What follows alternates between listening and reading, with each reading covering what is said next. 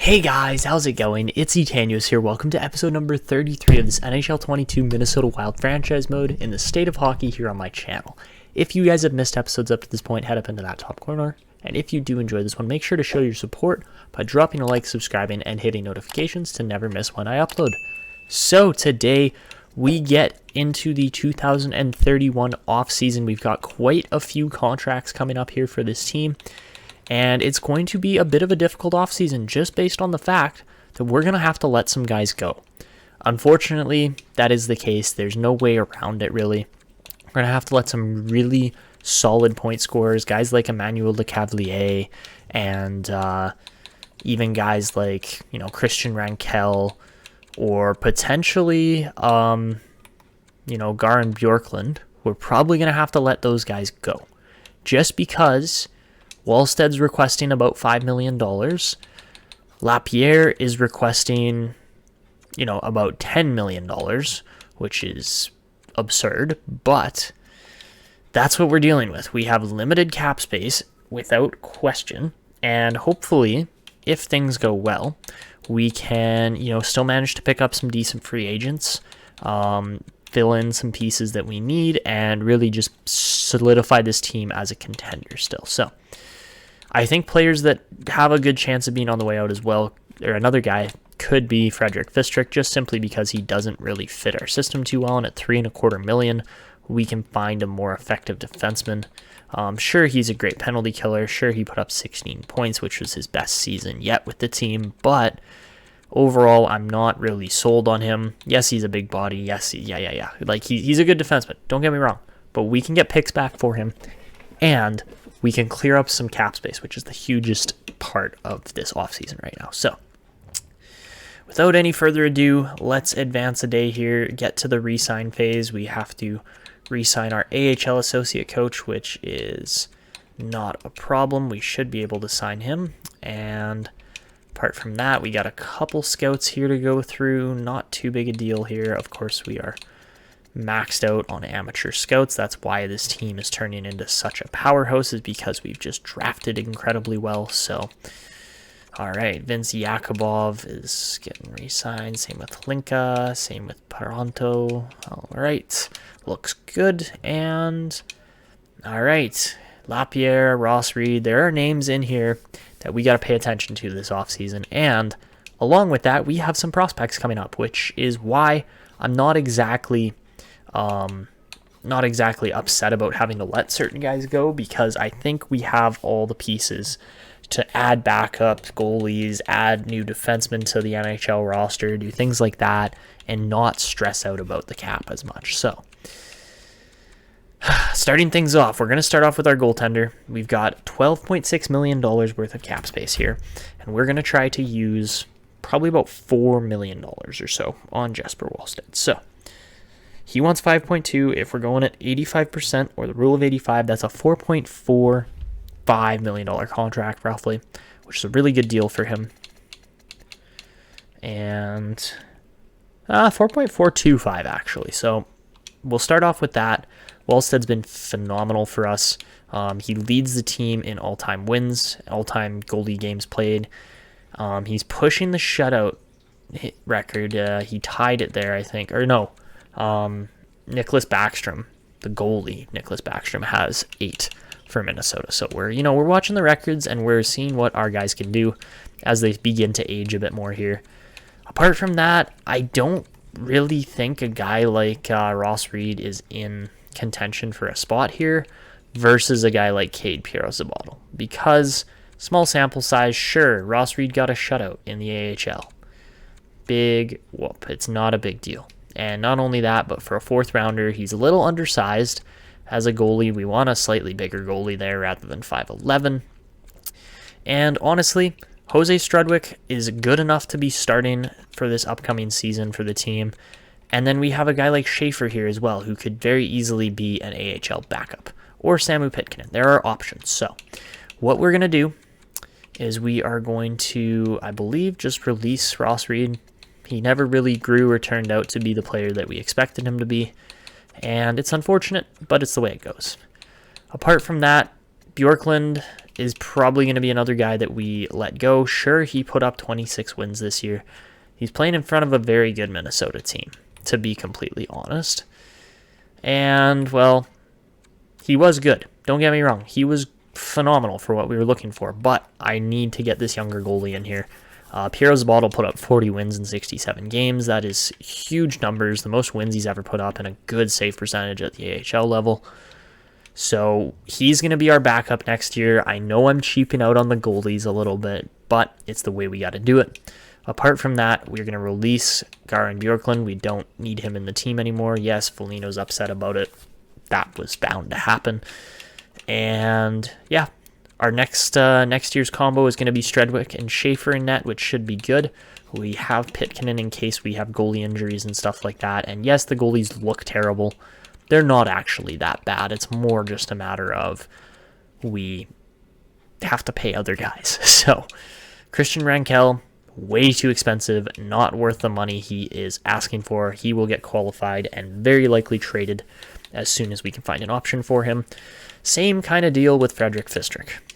And the reason being is we have three guys like Troy Chen, not Magnus Oduya, Troy Chen, Seth Jenner, and of course Sheldon Taylor all coming up to the team they're all NHL level defensemen at this point. Like Sheldon Taylor's a top 6 defenseman, which is perfect because he's on an ELC and we need to save some cap space here. So gonna sign some just smaller contracts here. You guys can feel free to pause if you want to look at the details of these contracts a little more, but I'm going for roughly $950K a contract. AJ Dominguez has developed into quite the defenseman as well. We will keep an eye on him as he is looking like a good two-way D-man. Put up 58 points. Not quite as good as we were hoping for, but, you know, can't complain for a, 5th round pick. That's really good. Ruslan Kvasha, we will keep an eye on as well. He is an incredibly skilled defenseman. I don't know how he doesn't have a passing X-Factor zone ability, but he might get a shot at the NHL level too. We'll see what happens there. Apart from that, Verkunen, we're going to I don't think we're going to sign. We don't need him. So we'll release him. And looking at all the defensemen we have left, Sundin, Crane, Sword, Kvasha, Dominguez, Friesen, Emerton. That's 7 defensemen. I don't think we really need more than that. Yes, obviously I do want a guy like Joshua Lawrence into the team eventually. He's going to be a good defenseman, but we're just going to have to hold off, let his development take a little bit more of an upward trend. Obviously, you know, he over doubled his point production in this past season, so I'm hoping he could do that again and maybe put up like a 90-point season. That would be fantastic, but we'll see what happens with him. On the right wing now, Nicholas Lundin's going to be, he should be cheap. Yeah, 2-way contract, beautiful.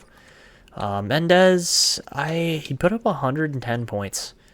That's genuinely impressive for a low 9 forward, so maybe we do sign him. He's not that terrible a prospect. Obviously, he's no Emmanuel Sharma, but Sharma needs time to develop too. He's not going to get AHL playtime. He would go back to the juniors anyways. So, with that out of the way, now we move to the left wing, which is the absolute monster of a crapshoot here. So, we got a lot of guys expiring here coming up. A guy like Sven Nilstorp did not develop the way I expected him to, so he is going to get signed here coming up right away.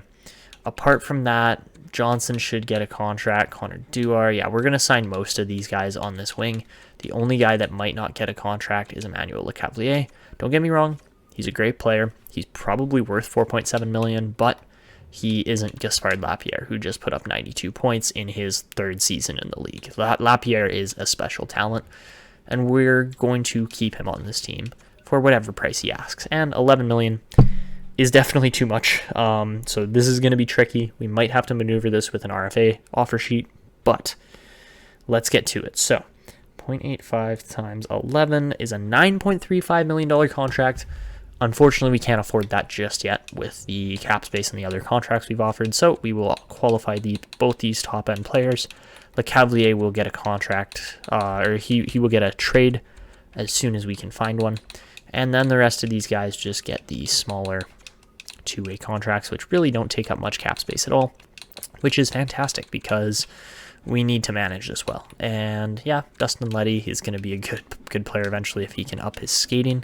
All right, so we signed Sven Nilstorp to an entry-level deal there. Again, a first-round playmaker. He hasn't really developed the way I was expecting him to, so he could potentially be a trade piece if we really want to get something back. But I like where the team's at. We've got good players throughout. Looking at the center core here, you know, it's signed up. It's ready to go. There's no doubt in my mind that these three guys are amazing players.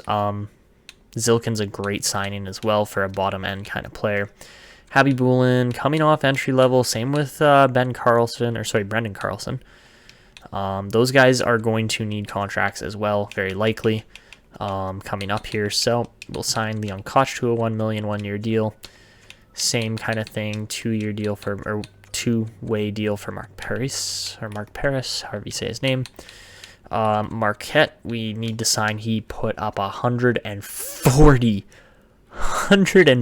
points in Kelowna this year. Holy, that might be the highest AHL production I've ever seen.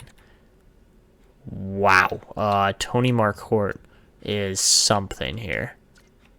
That's insane. Oh my god. Okay, so apart from that, we might as well sign Emelin too. We've got some roster space right now. And after that, you know, Bouzos is actually a decent signing for a free agent. Caberlet, who knows, he's a grinder. He might develop. He likely won't, but we'll see. So, Vyacheslav Emelin, going to get the contract so we don't lose him as a prospect.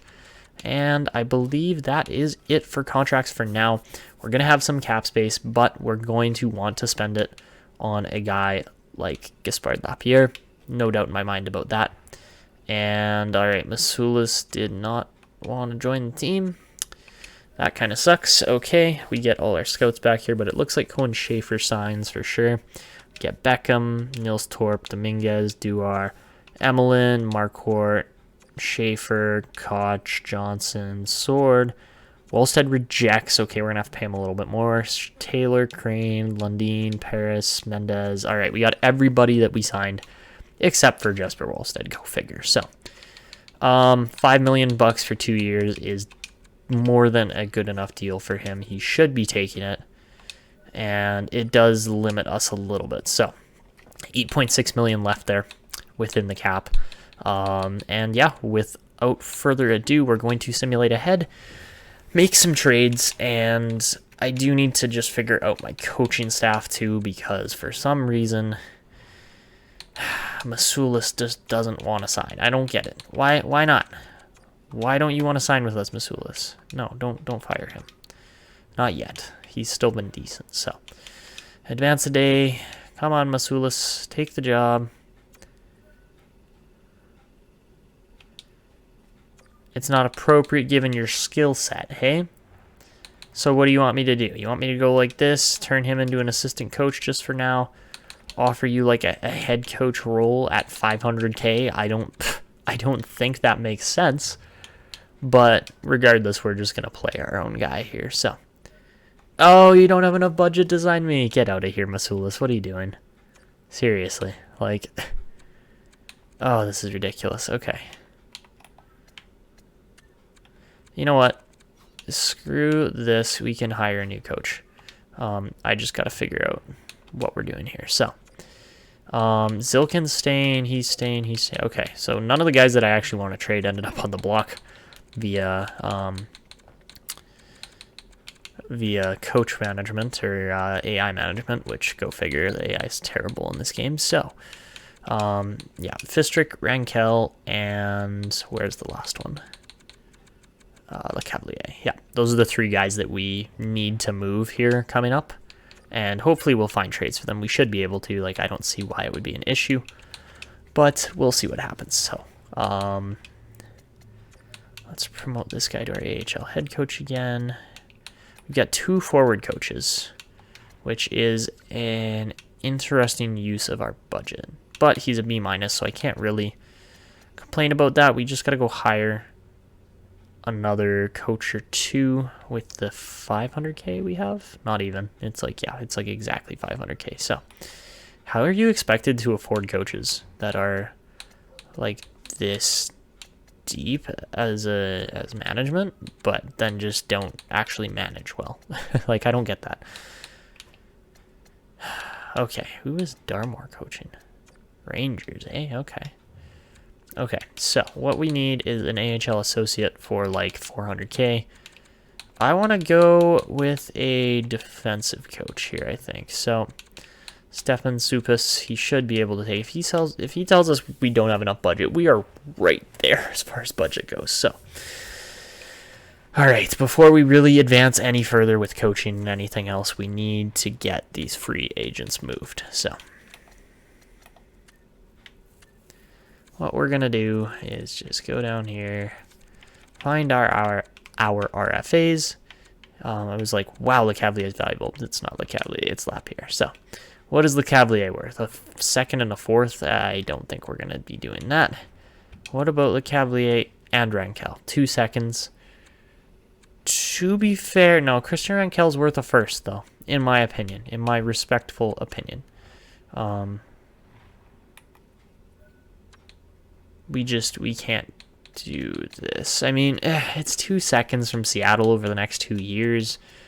It's not particularly terrible, but it's not what I want either. So, instead, let's try Fistrick. Oh, I hate that they changed the select button to A from X. It used to be X to add an asset like 2 games ago, and I still mess it up all the time. So, anyway, so let's go.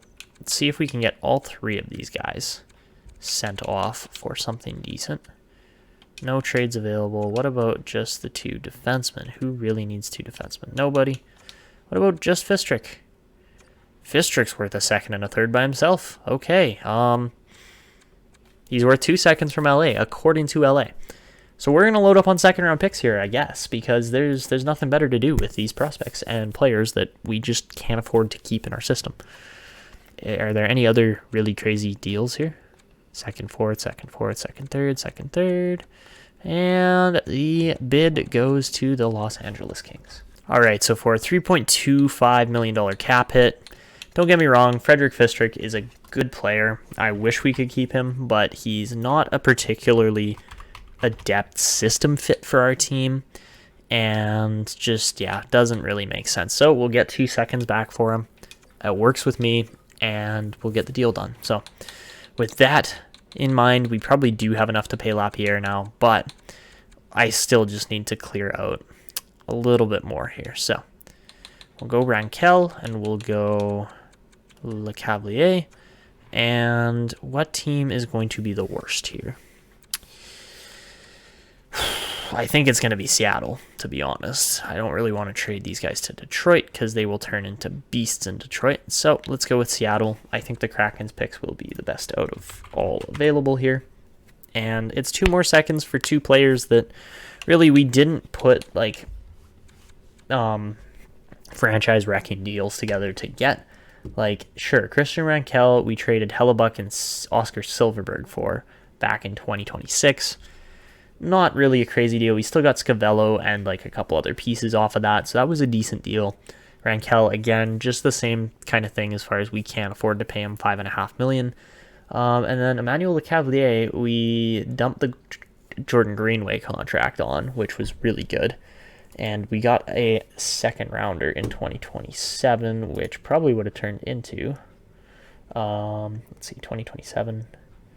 Would have been either Seth Jenner or Skylar Moran. So, not particularly terrible. Potentially Ed Friesen, too. All guys that are still in the system.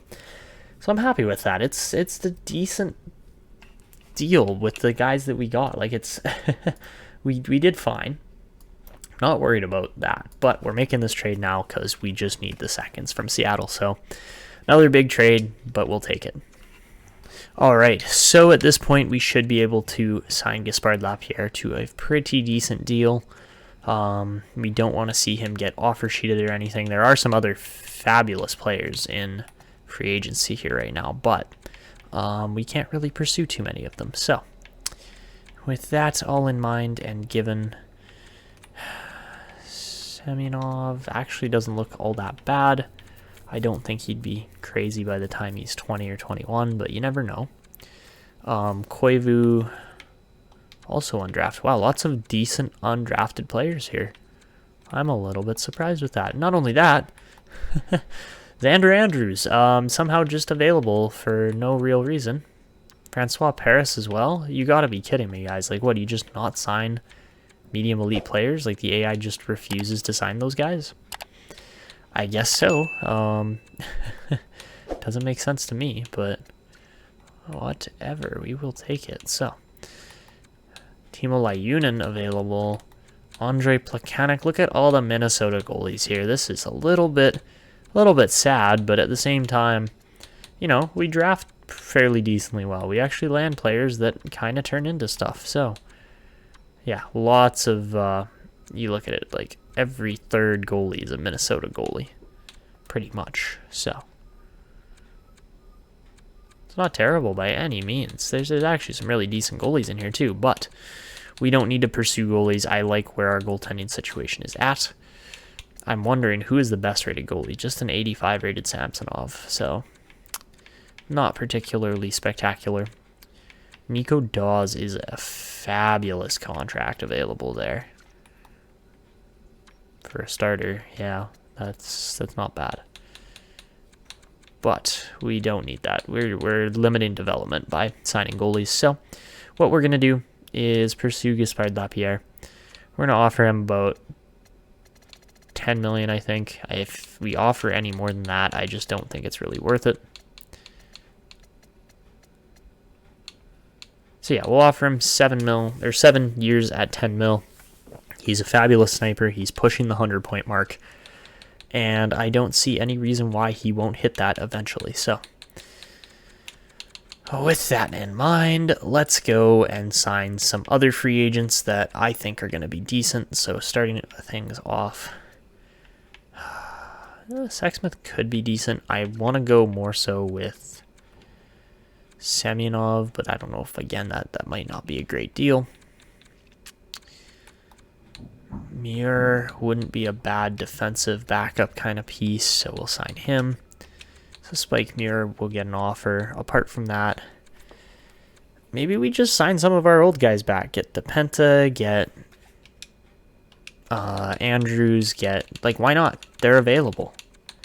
And it's going to cost us essentially nothing to go out and pick these guys back up. So I believe they are all RFAs. Oh, no, Xander Andrews. They're both UFAs for some reason. So, all right, we potentially could bring in a lot of players here. So let's see what happens. But as we advance a couple more days, just to kind of manage up this offseason, Stefan Supis doesn't take it, but we get Xander Andrews back. We get Spike Muir. We don't get Francois Paris, so the defenseman goes to Henderson, and we should be getting Gaspard Lapierre back here soon. We get Angelo DePenta. Okay, Lapierre, what are we doing? You reject, simply based on the dollars I deserve. You greedy, greedy player. We don't like greedy on this team, unfortunately. That's just not how it works around here. A lot of these guys have taken grade A deals as far as undervalue for market and, you know, production and what they're able to do. So come on, Lapierre, sign a freaking deal here. We're offering you $500,000 under what you're looking for. That's ridiculous how much we've just paid for him, but got to do what you got to do. So we get another one of our big name snipers back. I'm happy with it. We've cleared out a spot as far as Kirill Kaprizov goes. We got Kaprizov a cup, so you guys can't be upset about that.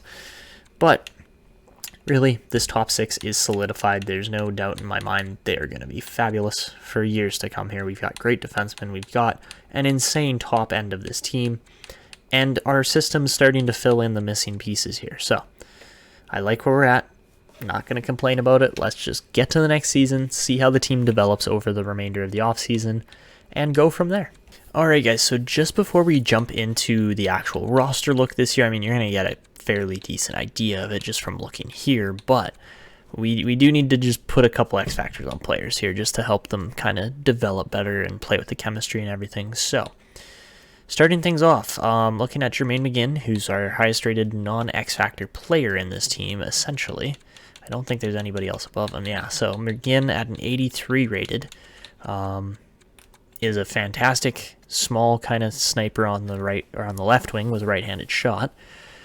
He's got decent power and accuracy, but his deking and hand-eye are phenomenal, as well as, for some reason, his stick checking and discipline. So, with that in mind, we're going to give him... I think he needs a shooting X factor, to be honest, but I kind of want to give him something for deking as well. So, what we're going to do for McGinn is we're going to give him puck on a string, probably, and one other.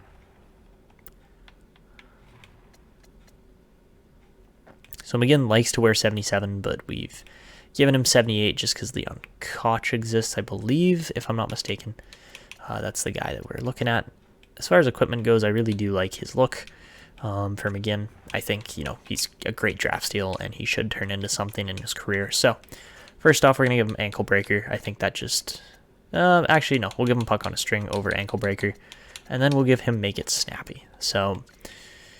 I think those are two deserving X factors of McGinn. I think anything more than that probably isn't quite worth it yet. He is 22, but you look at another guy that's 22 here in Jesper who was drafted just before him.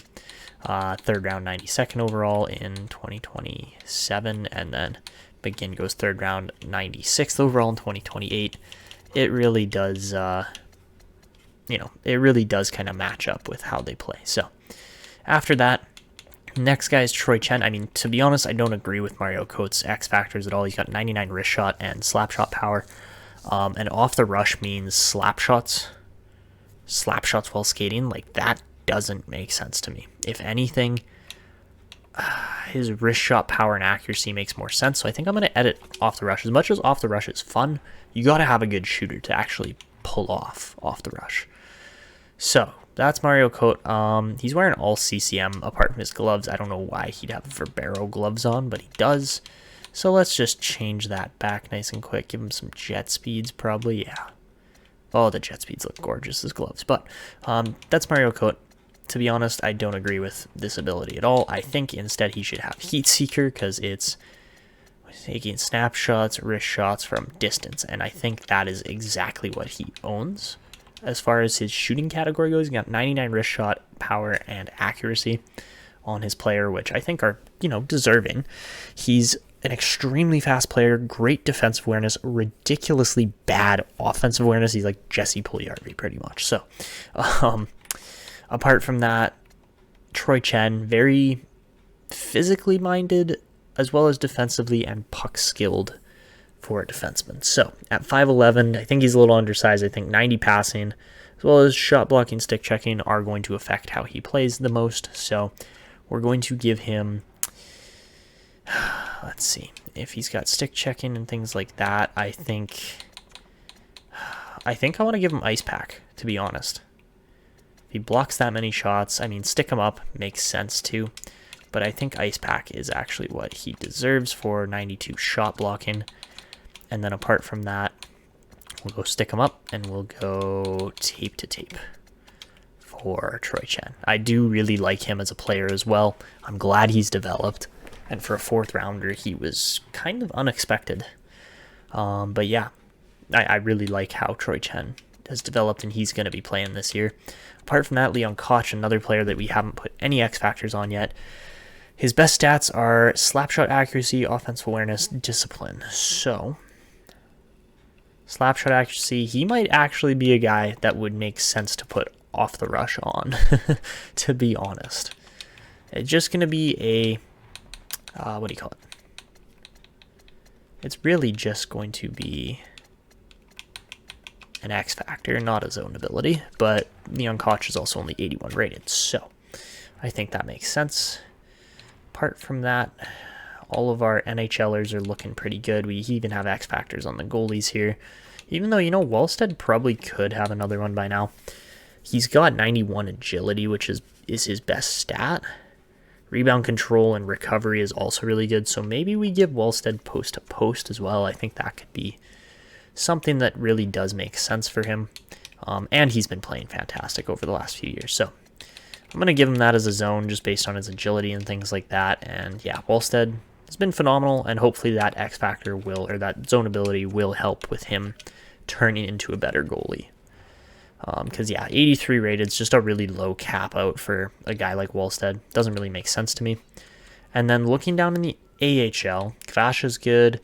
Beckham, you could argue, needs one, but I think the guys that need the most, as far as our team goes, are Mark Paris. He, again, just heavy shooter, very offensively minded, so his accuracy is the biggest thing, so he's going to get Schneip, and I think he's going to get Magnetic just based on his offensive awareness and senses, because, Magnetic is one of those things where it's like, okay, you pick the puck up really well.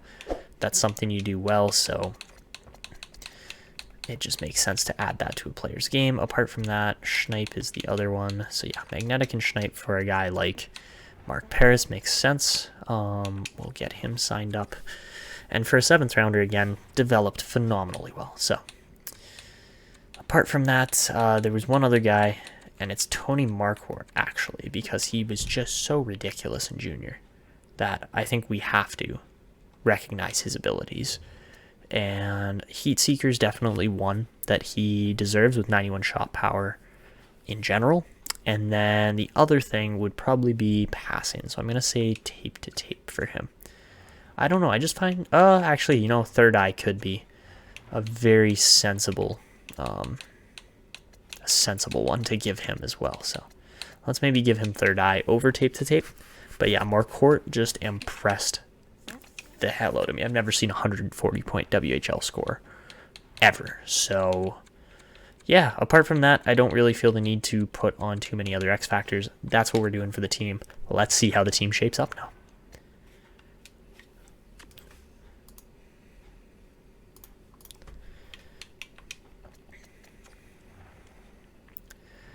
So this is the Minnesota team we're going to run this year. We've got the express line back together, and Foligno, Rossi, Michkov, we know what these guys are capable of. Rossi is very easily going to be pushing 100 assists in a season yet again. I mean, he put up 300-point seasons in a row.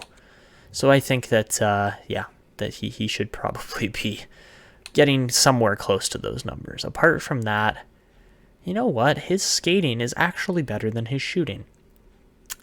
I don't know why I gave him Heat Seeker over like Wheels or Elite Edges, but I did, and I don't get it. So let's just go and edit that real quick in a second here. But apart from that, Bonnet, Lapierre, Boldy together, all on the inside hands for their shooting. They are going to be ridiculous as a second line, and they're +3. We've got Mario Cote, Nikolai. Wow, that was bad.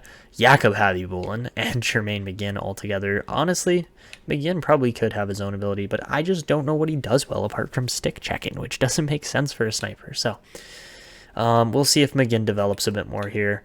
Again, it's the same thing with Habibulin. He's probably going to end up turning into like a medium top 6, which kind of sucks for 7th overall pick. But I wouldn't really be surprised if it happens either. And this whole line is 22 years old or younger. So that's pretty impressive that we pulled all of these guys within a draft or two. Apart from that, Jakub Krajicek, overpaid on the bottom line, but that's okay. You could argue the exact same thing for a guy like Danny Zilkin, but those guys are fabulous players. I'm not going to argue with $2 million for them. And Brennan Carlson is really an amazing two-way forward. He could very well end up slotting up into our third or second line here over the next year or two, depending on what happens with these other centers and players along those lines. So that's our team situation. I love how it looks on defense. It's ridiculously good as well here. +5, +5, +3. Obviously, having the ability there helped with Troy Chen a little bit. Seth Jenner is an amazing X-Factor loaded defenseman who skates extremely well. Like, he's got, 90s all through his speed and skating, which is really going to help as well, especially for covering for a guy like Troy Chen. Apart from that, most of our defensemen skate quite well. Sexton's the other kind of standout that's not great, but he makes up for it physically and defensively, and I think that's where this team is just so much farther ahead than the rest of the league is physically and defensively. We're just going to outplay teams, outscore teams, and shut them down with our goalies, and hopefully we'll see a guy like Cade Pierre-Zabottle make a jump this year as far as, really putting up some decent numbers. He only grew by 2 overall after putting up a 40 points or 40 win season in the OHL, or the AHL. So that's the team. That's what we're looking at. I really like how it's shaped up. I'm going to go through special teams here nice and quick. I might actually have to change a couple things here because this does look a tad bit off. So let's just change this up. I don't see why a guy like Zilkin is on one unit and then, yeah, like that. Okay. Interesting looking kind of setup and unit for sure. I'd rather have Lapierre over here instead of Rossi. I mean, those guys are small. Let's go like that. And then Bonnet there. And then Zilkin can get swapped for... Who would be a better fit? Probably Jermaine McGinn. To be honest, I would love to have Jermaine McGinn sitting in there. Oh, he's right-handed though, so that kind of sucks. Let's go... How good's Bonnet's face-offs? 81. Yeah, no, Habib won't stay in there. Okay. So instead, let's go, I guess we can go Mario Cote. Put him in because he's a left-handed shot, which counters, yeah. I like to have my guys all inside hand kind of shots, preferably, if I can. And that really just tends to help with them scoring one-timers and things like that. Apart from that, wow, like this team is just... Oh, it's just fully loaded. Like, there's no doubt in my mind that we are going to be pushing for more cups here over the next few seasons. The defense, too, is just phenomenal. Like, you can toss a guy like Jagger Foligno on the penalty kill, and he's not going to be out of place whatsoever, which is hilarious. You can still... no, we can't quite get +5s on all of this, but... If we swap out Oduya for a guy like Chen, is he better? Yes, he is. Ice Pack really helps. So, yeah, I'm sure Ice Pack makes the difference there. And then apart from that, let's swap Oduya again for Chen. I really do like that switch. We can get... That's about as good as we're going to get. But that's okay on my part. I really like that, and I hope you guys agree with my decisions for the team. What is going on here, though? Sure, Matthew Boldy has got crazy puck skills. Michkov does. Yeah, okay. Okay, never mind. The only guy that kind of doesn't make sense here that I would love to swap out for Oduya is obviously Abby Bullen, because Oduya is just ridiculously shifty as well. So, whew. Good team, I think, is how I would describe this. It's a very good team. So... Oh my goodness, yeah, this is... Oh, we are going to slaughter the league this year. I don't know how else to say that. We're just going to beat everybody. So, that's the team. That's what we're looking at. And next episode, well, I don't even know.